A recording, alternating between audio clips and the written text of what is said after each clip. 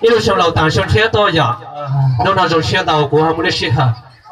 Tôi cũng đó này cho từ lúc họ tàu nhất trong tàu niên là sao là giờ phòng hải nữa dạ. Cũng bây giờ trong phòng siêu, nhất trong xem một nhà tuần nữa, tuần gì của thằng cô răng câu lên, răng câu này nhiều quê từ sau. Sự định nghĩa bên này các khán giả khuyến khích nhìn đến ca sĩ này của các bạn rất là dành này cái phần bản của sân khấu cho họ. Một thể ca sĩ của không là dạ. Đằng sau là các bạn ra đằng trước sự công đứng như này rất là khó. Mà nhà to cơ mà.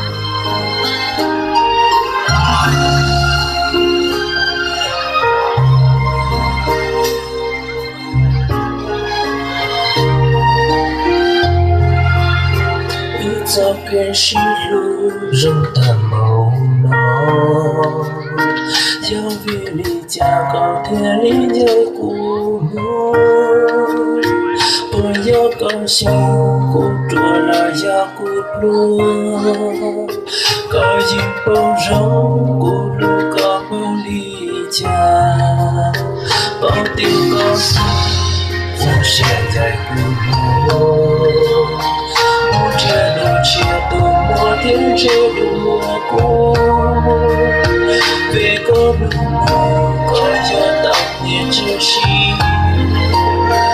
có một bao tiêu cũng trong nhà ta có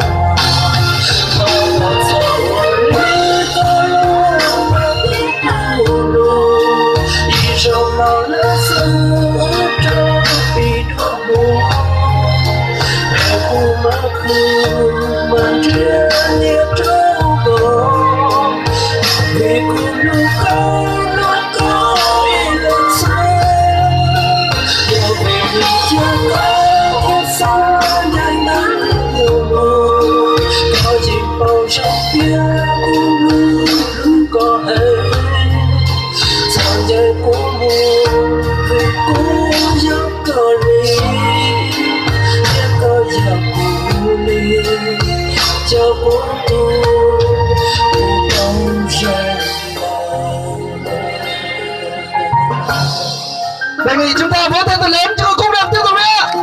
Ở cái chương trình văn nghệ tiếp theo chúng tôi sẽ được quý vị sẽ về đăng ký chương trình với ban tổ chức chúng tôi để cùng tham gia những tiết mục tiếp theo nhé. Sao con nào hay sao thành con đầu xin đâu nhỉ? Tôi là con sai tôi là thành phố ở đây đấy. Hãy chào tôi rồi cho chuyện.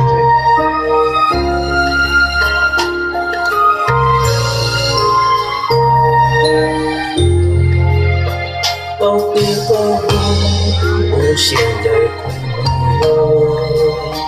nhưng chưa đủ chia từ mùa tiếng rơi đùa cô vì có đúng có những tàu như chia sẻ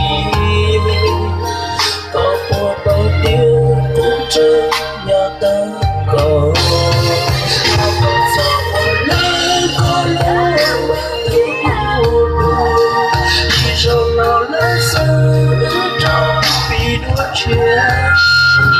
em cũng mơ khương bằng kia như đâu có vì cũng lúc có ý lên sớm chờ về lúc chẳng có cứ xa dài ta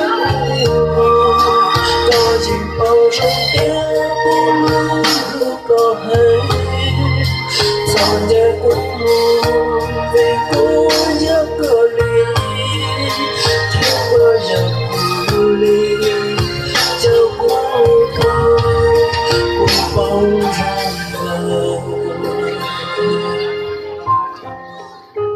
thọ sao lý có lo mà tôi cô đồ ý rộng nó lá sơ trong bị đua chia em cũng mà chia mà không nhớ đâu có vì cô lúc có ý lên sơ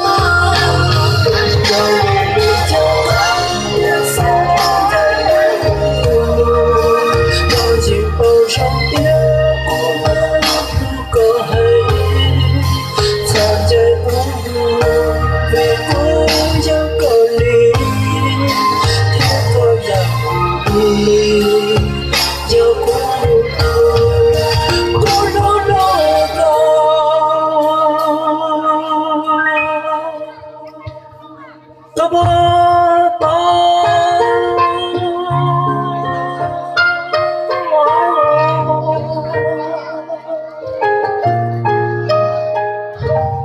Quý vị hãy dành một tràng pháo tay cho ca khúc đầu tiên trong buổi chiều hôm nay đi ạ. Cảm ơn rất nhiều. 我讲到这里很多天呀，总之呢，去包那波三男子，以上天呀，男子呢就过来找干活子天，不然他就他我三次他，三天了啊。